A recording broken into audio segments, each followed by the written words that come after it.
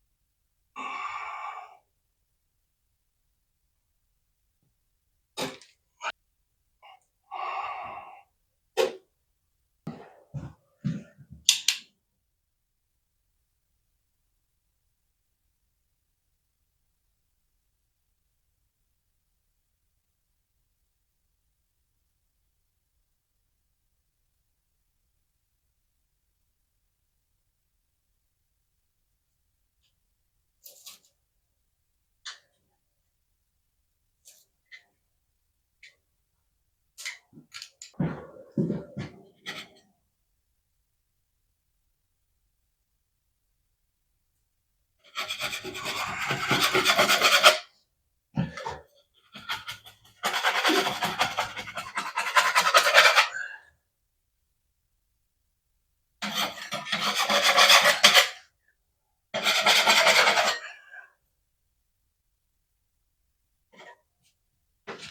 give that a try. Okay, I think that primer is dry enough. I'm going to throw the first coat over the top of some of these, get some on the tape and stuff, let it dry, and then we'll move on to the tile work.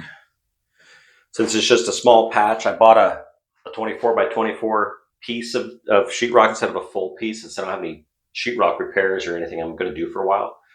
A little pricier, but you just need one little piece. You can buy the smaller pieces. Also bought a small bucket of the joint compound instead of the big 5-gallon buckets or the bag in a box kind of thing, because this is just a small repair. So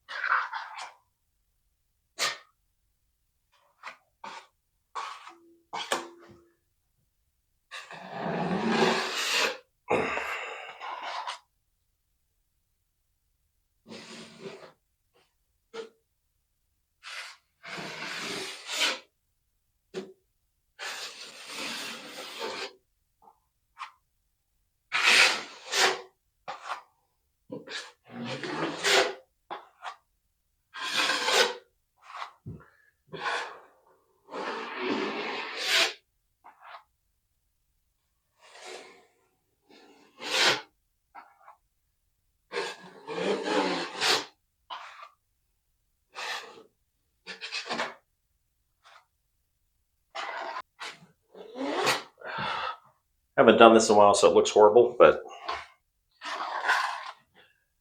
the other thing, don't overwork it either. So you put on what you need.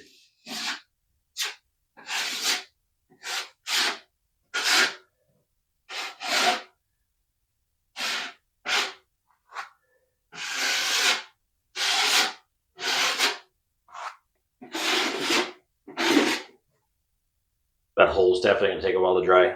So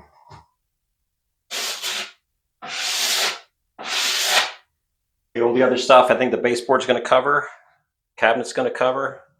And that's our first coat, so you kind of want it thin.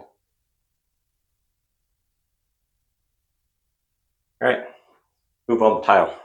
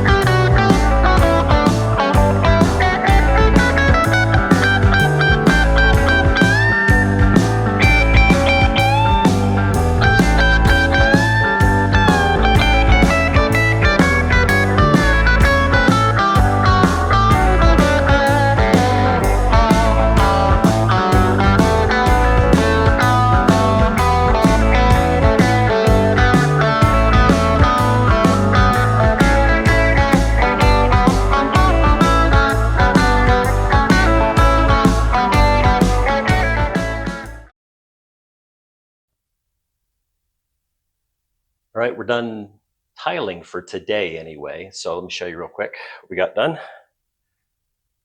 We got all of the tile in the shower surround done. So we will let that dry so we can grout it.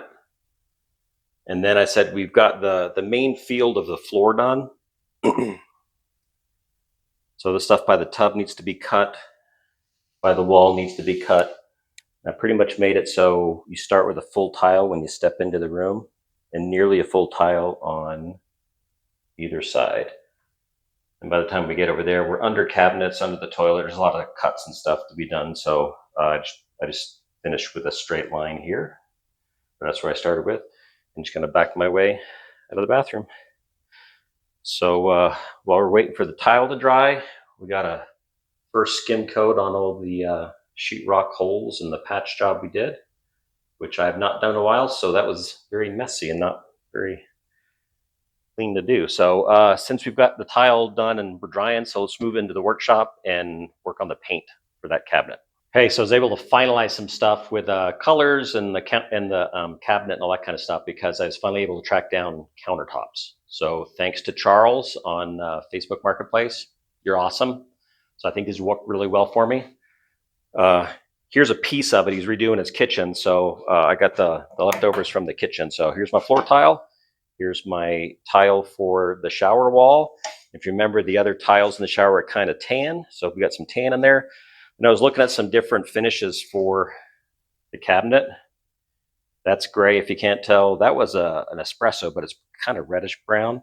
Then there's this one, which I think is the winner. So we're going to go ahead and spread out all the doors again. You can see I've got a primer bonding coat on it right now. So let's at least get a first coat of spray paint on there, so it could be drying overnight too.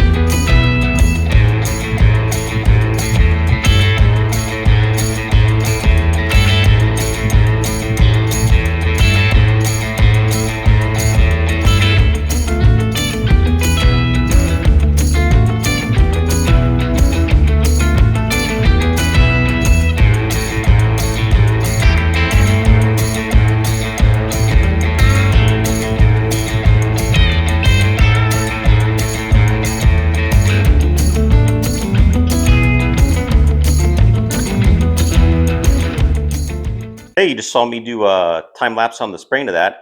This is a few days later now, so it actually turned out really well. The paint laid down really flat for me, so I'm happy with the door panels.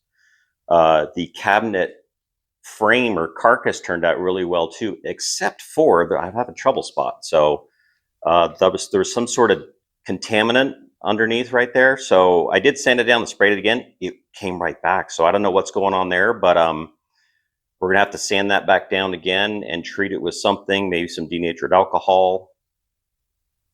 That's not the fun kind. So some denatured alcohol, clean that up a bit, respray it, and hopefully we can get that looking like the rest of the cabinet. So keep fingers crossed. So that's kind of the status of the cabinet. You saw that I got new to me countertops from Charles. So I've got a saw from Harbor Freight to cut it down. I ordered some other things. So here's my polishing kit, because once I cut it, I'm going to need to polish those edges so that they match the top. So that's 50 to 8,000 grit. I doubt we will use all of those, but we will use a good number of those. So, and then we also figured out what size hole we needed for the vessel as well as the faucet.